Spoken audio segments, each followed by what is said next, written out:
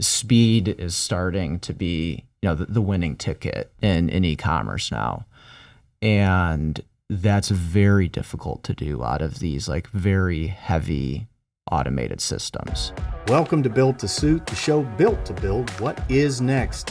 I'm Greg Simpson, your host, and today I have someone sitting across from me with one of the most interesting career arcs I've heard in a while.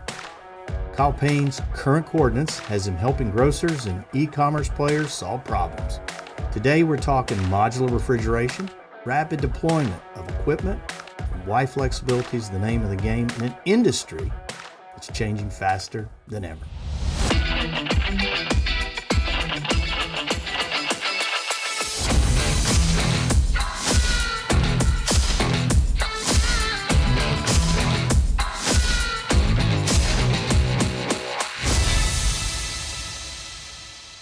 I am vying for the assistant to the assistant regional manager role yet. So, actually, folks, to solve this more appropriately, he is the head of U.S. sales, only tongue-in-cheek assistant to the assistant of the regional manager. But tell us a little bit about your early days, my friend. So I started off in the industry in 2013, and it was weirdly not what I went to school for. Which will surprise no one. But found my way into grocery retail, dealing with mobility carts and some material handling equipment. And just over time, gradually began to understand, like, hey, this isn't the only thing that goes on in these people's lives. This is part of a much bigger, very complicated retail ecosystem. So eventually started doing some more with tech, and that's kind of been a theme, I think, is looking for some of those opportunities where can you take something that's, very mundane and bring that value add to it that solves some of the problems that are on the periphery. So eventually that kind of progressed and began working on, the smart cart projects that were all the rage during COVID. And I mean, to be frank, a lot of them still are. You still hear a lot about these. So was really lucky to work on a lot of those types of projects, like, like the Amazon Dash cart, the Caper carts, things like that. And then I guess I just decided one day that I really needed to learn more about refrigeration because it was this part of the industry I hadn't touched yet. And work with Lowe on refrigeration now, and it's been a blast. So how long have you been working with Lowe? 5 years. 5 years next week. So you go from motorized carts to Carts. Some tech sprinkled in there. And now you're in a high-end institutional refrigeration space. But I hear that cart thing spun off a side hustle. Talk about that a little bit. Yeah, it did. Yeah.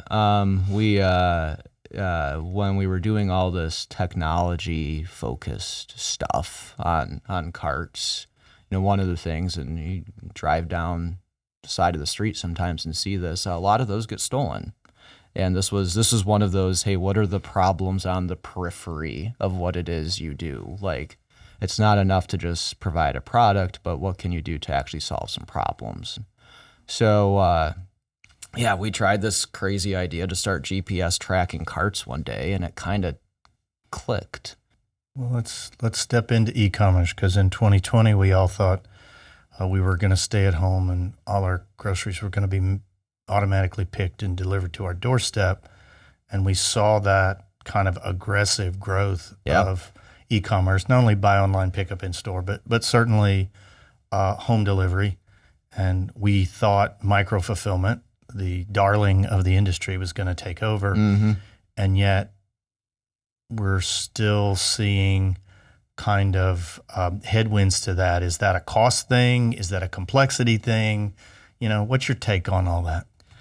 I mean, all of the above really is what I've seen. Certainly the cost is, highly scrutinized. The complexity, what I've seen is those systems work very well in ambient environments. They work very, very well in ambient environments where you have a lot of shelf-stable goods and shelf stable, tote stable, good. But you don't have the same constraints in terms of when you start picking grapes, when you start picking milk, when you start picking ice cream, the time you pick matters. Because if you're combining that order with an ambient pick order, well, obviously you can't pick them both at the same time. If that pick is going to take 20 minutes, the slotting of when this all happens and that orchestration times thousands of orders a day gets very, very complicated. And I think what's happened is when we were all sitting at home and we could say, oh yeah, you could get me my order next Friday. Or, you could pick the slot and say, okay, yeah, I'll take the delivery window Thursday at 4 p.m. But now we're not doing that. Now we're saying, crap, I forgot eggs. Click. And I want it now. Speed is starting to be, the winning ticket in e-commerce now. And that's very difficult to do out of these like very heavy automated systems. It will get fixed. We will certainly engineer ways to do this better.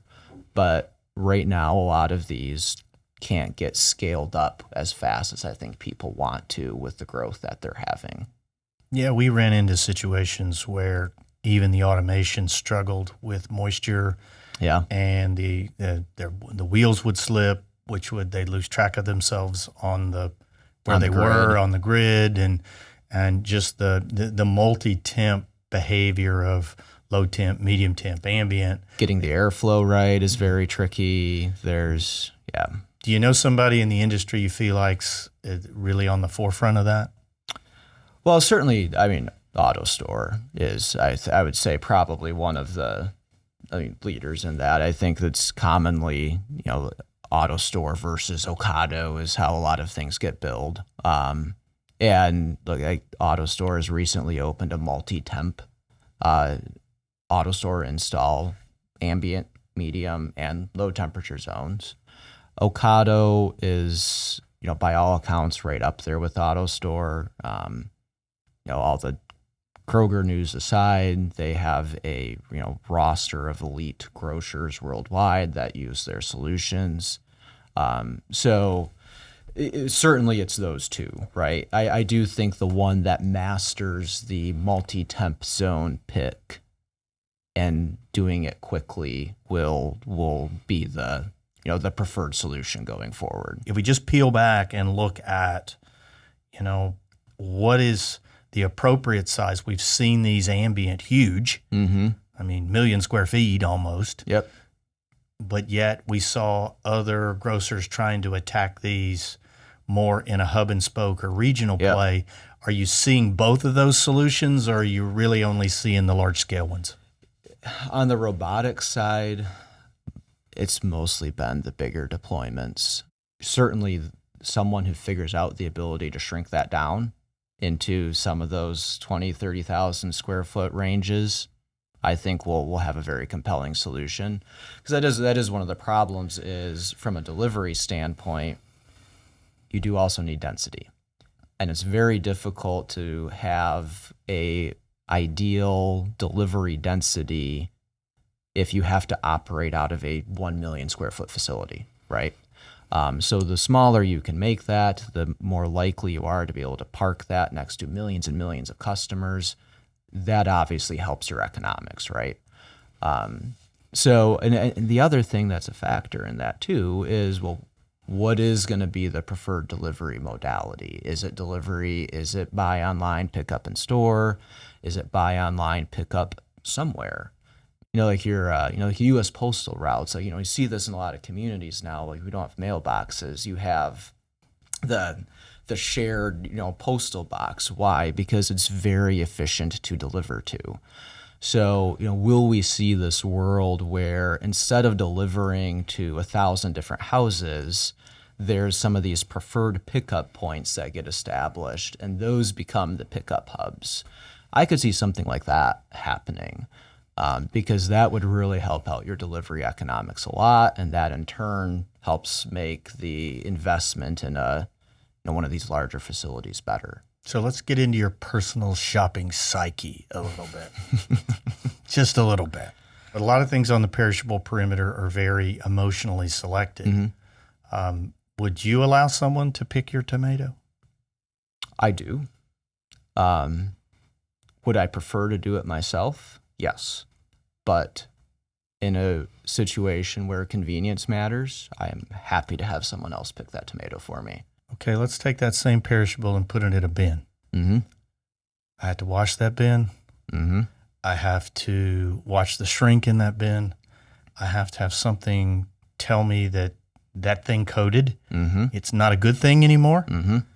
Are we capable of solving that problem? I've asked this question. I don't know.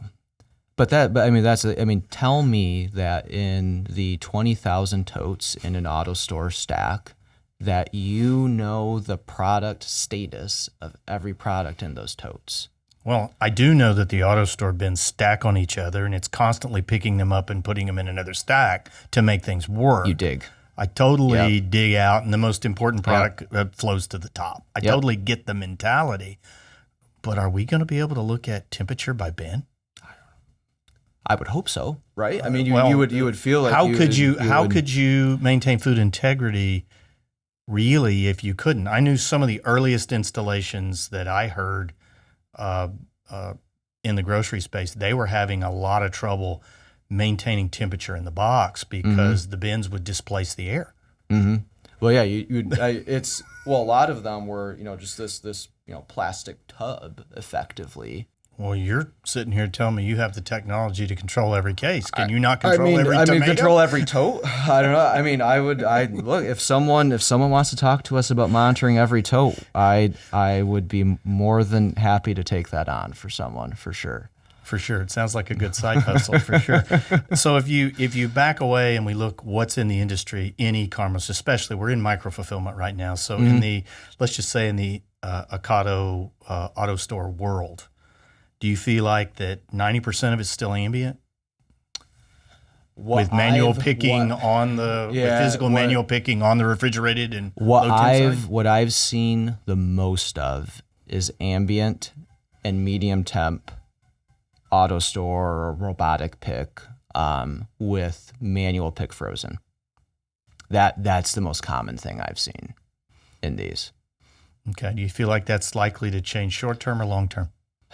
Depends how good the low temperature zone performance is on these new systems. I mean, if that checks out, then the whole logic of automation, right, is you're eliminating that manual step. So if that truly does work, then I would say that would go away. But I think it has to prove that it can work with the speed and efficiency and product safety requirements we just talked about. And then, like all things in this industry, it will come down to cost and speed. And can this actually be my scaled up long-term solution and not break the bank? So we've just heard recently, probably in the last month prior to taping this, that Kroger has announced with Ocado that it's really shutting down some of its large micro-fulfillment. I don't know how you call a million square foot micro-fulfillment, but maybe it's micro. Those facilities, and when those were stood up, they seemed like a home run. Here you're taking market share from other folks. You're in an area you're not. What do you think, just in your personal view, what do you think happened there? I'm sure that's still being asked at Kroger. But yeah, I think part of it is you see this with any the situation you just described, right? Like Kroger invaded Florida with Ocado, right? No physical stores in Florida, but said, okay, hey, I can plant an Ocado facility here, and I can take the fight to Publix. Publix responded, and other grocers, I think, simply upped their game. You see what Walmart is doing in e-commerce now. Publix, the Instacart partnership, has has worked well for them. I live near a Publix. I can have Instacarted groceries to me from Publix in 30 minutes. I don't need the Kroger Ocado warehouse to do that. So I think for a period of time, because Kroger had this very well built out, very well engineered solution from Ocado, I think there was this initial, market share grab that looked like, hey, we're going to do something with this. They were very early at this. They were probably one of the earliest. And then they threw Ocado on top of that. I think they got into this position in COVID where they were just better positioned than everyone. So these decisions looked really good at the time. But then as other people got their act together, I guess, it just got more competitive, and you saw that solution and some of the inefficiencies it can have play out. Well, maybe some of those efficiencies are driving an hour to deliver groceries. That was never going to work. So that was clear. Work. So does that produce an indictment that if you don't have a strong in a store presence, you probably can't do online? Is that the lesson that got learned here? We just talked about the delivery density problem. Like, yes, if you are driving an hour from one of those facilities, you better have 1,000 stops. Or it's not working. So what does Europe do better with e-commerce than the States, and why? Well, a lot of countries have a density advantage. That helps a ton. You go to the UK, they have 60 million people packed into a space the size of Georgia. Like, you automatically have a density advantage there. But what I've seen a lot in Europe is they really capitalize on their stores more.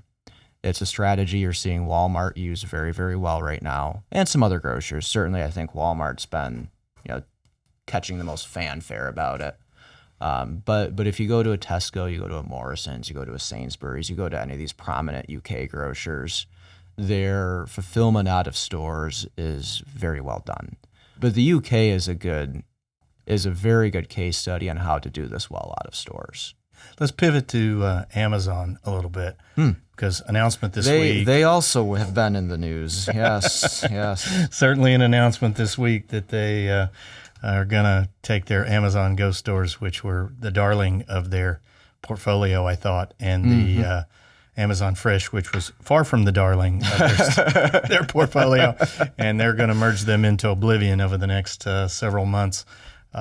What's your take on that, and what do you believe the future holds for what they're trying to pull off? I think this has been in the works for a while. They made a similar announcement in the UK just 2 months ago, where they shuttered all Amazon Fresh and Go stores. So I think it stands to reason that the clock was ticking even faster on this over here when that announcement was made. And then over the last few months, it's been pretty well documented. They're finally starting to combine operations from Whole Foods and Amazon. So I think this has been a long time coming. I definitely don't read it as it's a retreat from grocery or anything like that. Amazon is a company that likes to experiment, and some of their experiments are very expensive. And they're very willing to keep those experiments going to learn. It doesn't mean just because they stop doing something that's the end of their foray into that world. In a week before this Amazon Fresh announcement, let's keep in mind, to a lot of news articles and LinkedIn comments, they announced that they were opening a 230,000 square foot supercenter in suburban Chicago. So, I definitely, reading between the lines here, they're consolidating operations and they're continuing to experiment. And they've just admitted that this particular experiment doesn't work, but that doesn't mean you're not going to see that tech or those dash cards or any of these other things they were doing. You're still going to see those in Whole Foods. You're still going to see this stuff get rolled out into their delivery arms. None of this is going away. I think they're just trimming out some of the superfluous parts of the operation that weren't doing their job. Do you somehow feel like that AWS commands so much revenue for their business that they really would rather be cart as a service provider and digital provider, maybe not mainline grocer? Is that a thing? It could. Amazon Marketplace, right? Like just the whole fulfillment arm of Amazon in general it's just that. It's a marketplace. It's the means through which commerce is transacted. I don't know if that's too like grand a statement, but that's what it is. They're giving sellers a platform to sell their product, and they fulfill it for them. That's really what they are. They're retail as a service. Yeah. And sure, a lot of it is their own stuff, but I would not put that past them. I guess in a grocery shop about 2 years ago, they really stopped talking about their grocery stores, but their carts and selling their digital carts and stuff was very prevalent. Yep. And I just felt like when you look at their earnings reports, AWS was so much larger portion of their earnings. It had gone from zero to virtually everything. And so I started to wonder, is it fool's gold to even try to chase a Walmart with a supercenter? Mm-hmm. And I guess the second part of this would be our understanding of the relationship and psyche of an Amazon versus a Whole Foods. Yeah. And whether do you believe those are even compatible? I think they've been asking that question since 2017, as have we all. So look, there's a lot of people who were on the Whole Foods side of the business that are now fully plugged in to the Amazon side of the business. Whole Foods was changing as a company before they were bought by Amazon. Whole Foods, I would argue, as someone who I love Whole Foods, I love the mission, I love John Mackey.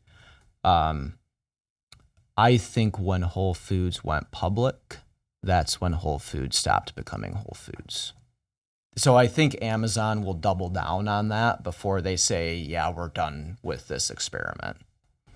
So when you look at Whole Foods and you juxtapose them with Amazon and we talk about their compatibility, there's an emotional compatibility of the people, mm-hmm. but there's also a compatibility of the customer and the product. Mm-hmm. I mean, are we going to see convenience products in a Whole Foods? This is the big question. I bet we will. Toilet paper in your local Whole Foods. I mean, not just. Let's. Maybe it's organic. Charmin organic toilet paper. Yeah.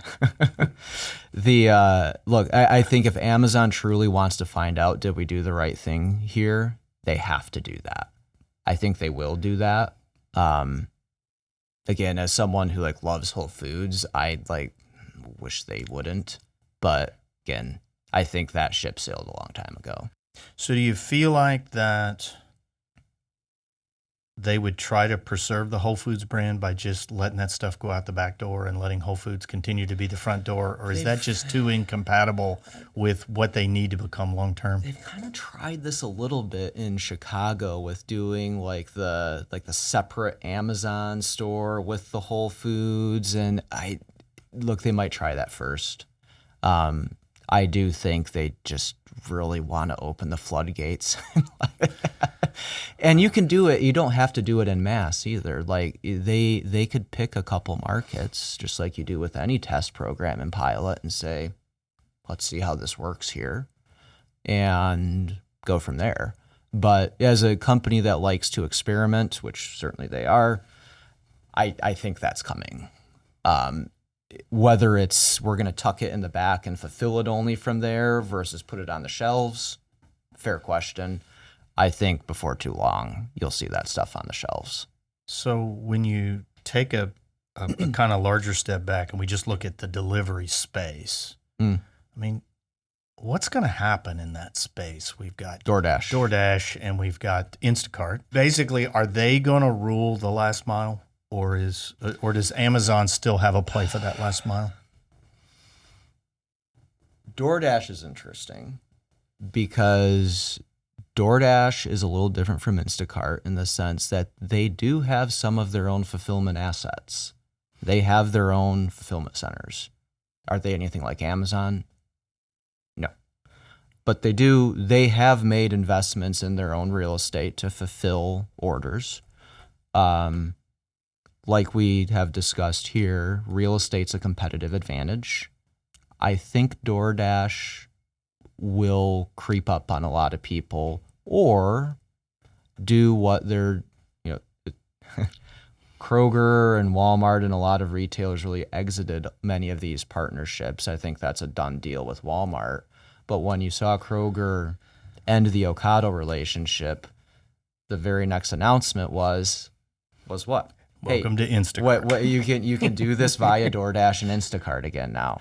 Yeah. And what would be interesting to see is if DoorDash tries to leverage their already built up micro fulfillment centers. Granted, none of these are robotic, at least to my knowledge, and say, hey, Kroger, Publix, whoever, Albertsons, park your fast-moving inventory in my fulfillment centers, and I can do this even faster and more cost-effectively for you. That'd be an interesting model to see. So you got the 30-minute model, right? Right. That people have tried over and over again. I need, I don't know, the milk, online bread, C-store. Right. Yeah. Virtually That's convenience basket kind correct. of close to you that can be delivered. I did leave out Walmart, who really is self-fulfilling a lot at this point. They are. Not meaning to leave them out. I know they have kind of an instant advantage is they have a store within 90% of the population within 10 miles or something. I don't know what that used to be, the adage they would throw out there. But that gives them a pretty good advantage. But again, is vertical integration, is that a thing? Is that something? Can that last mile? One could argue what killed Kroger Ocado in Florida was the last 100 miles. Yes. Is it any cheaper to do the last mile? To do the last 1 to 5. Right. Walmart definitely seems to think so. Now, a lot of the Walmart e-commerce program is still predicated on pickup. There's a lot of volume being driven through pickup. But certainly they have made I think Walmart calls it they all have their names for it, like, Amazon Flex, Walmart Spark, where it's the Instacart model of, the gig economy workers to do this type of work. And they've invested heavily in that. So they seem to think so. How the economics of that specifically look, I don't know. Definitely Walmart has that, within 10 miles of 90% of the U.S. population, huge advantage. Certainly someone like a DoorDash could say, hey, in certain markets, I can replicate that. They can't broadly across the whole U.S., of course. But I do think you'll see that out of those players. Instacart is an interesting one because it wasn't that long ago where they were being talked about as someone who was going to offer such a model.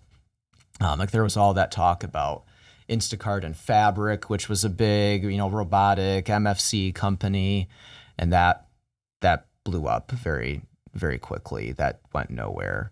But there was a deal. So Instacart clearly had intentions at one point in getting in on this fulfillment as a service game. So I could see that still happening. Yeah, and I think taking that away from certain grocers. I think a Walmart can vertically integrate. A Kroger can. These very large, well-capitalized retailers can. Can a Weiss Markets, can a Hy-Vee, can a, pick your 100 to 200 store regional chain. Do they want to do that? I don't know. And I think that's where that's a potential fit. Yeah, the model doesn't feel unlike the models that the drone delivery people are trying to do. Yeah, where they start off just next to a store and say, "I'll deliver your stuff, A price, B price," and then later you give me the benefit of your distribution model and savings, and we'll become your 30-minute fulfillment place. Right. I know drone delivery seems a little bit, Jetsons, but far-fetched still, but we're seeing them tried. We're seeing some of it tried in Florida. The problem is there's a lot of airports in Florida, and so that calculus is even more difficult. So we've gotten out here with drone delivery, so I guess we need to get all the way out here to what the future looks like. What do you believe that we haven't seen yet that's really going to start to open up the industry? Could be a small thing, could be a big thing. Yeah.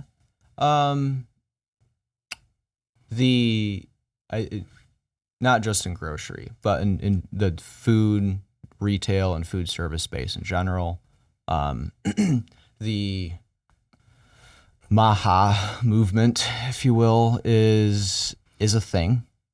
Paired with GLP-1s and those innovations, you're already seeing this. Grocers are going to need to figure out how to adapt their product offerings and mix to be less driven by the major CPG players. You look at what, a planogram for years and years and years was largely influenced by a couple companies. That's going to change. You're going to see a much bigger explosion of private label. You're already seeing it. You're going to see a lot of these departments get reshuffled. So I think the grocers that figure out how to manage that really well, this is like the biggest reset ever in terms of how to readjust your product assortment in a store. Getting that right is going to really matter for a lot of grocers. So how do grocers capitalize on the food as health trend that's, I think, long overdue? That's well in progress right now. I don't know from what does that look like? I don't know. I kind of wish I did know. But that's going to be an interesting one to watch. And then the other piece of it goes back to, I think, everything we just talked about is who nails e-commerce fulfillment, whether it's delivery, pickup. I do think this buy online, pick up somewhere modality should catch on. I think that is something a lot of retailers need to look at in terms of how can we finally make the delivery economics of this work. Labor is not getting any less expensive. How do we, is it drones? Is it some of these other more hybrid solutions? Anytime, from a technology standpoint, are we faster at rolling out technology in this industry than we ever have been? Yes. But how long did it take for self-checkouts to roll out? And we hate them. Right? And that was, at its time, that was that was the innovation. That was it. And it took decades for that to become a commonplace thing in every store. So to say, oh, hey, I'm going to solve the future of the industry via drone delivery and an auto store is probably unlikely. So what's the step below that can actually put people over the edge? I think that's going to be whatever that is, that's the secret sauce. Well, you just described the largest friction point in the store, period, getting out of the store. But you also just tossed out a concept that if we've got buy online, pick up somewhere, then small may be the new big. Mm-hmm. And that these people with the huge store, is that really what we're going to be seeing 20 years from now? I don't think we'll see as many of them. Now, the trend recently has actually been for a lot of new builds to go a little bigger. But that's a lot of that is from, the Targets and the Walmarts. They keep building, the 190,000 square foot supercenter. So if you take them off the table, though, what does the traditional supermarket do? I don't think they're going to build bigger and bigger and bigger and bigger stores unless the automation component gets so good and at the right price point where they can do that. I think you will see smaller, more nimble stores that you can deploy quicker, more cost effectively, as long as you have your SKU and product assortment right. I think you'll see that become more of a trend. I really do. So you've got the most important thing in the store. We've been talking about energy. The biggest energy piece is the refrigeration piece. What are we going to be looking at 5 to 10 years from now in the refrigeration space we're going to look back and say, boy, we didn't see that coming? Oh, yeah, if I had that answer, I would be joining this podcast from an island somewhere in the Caribbean. Is there innovation to come in this space? Yeah, there is. But how long is it going to take, I think, is the question. So refrigeration is built off of the vapor compression cycle. Is there another way? All right, gang, that does it for part 1.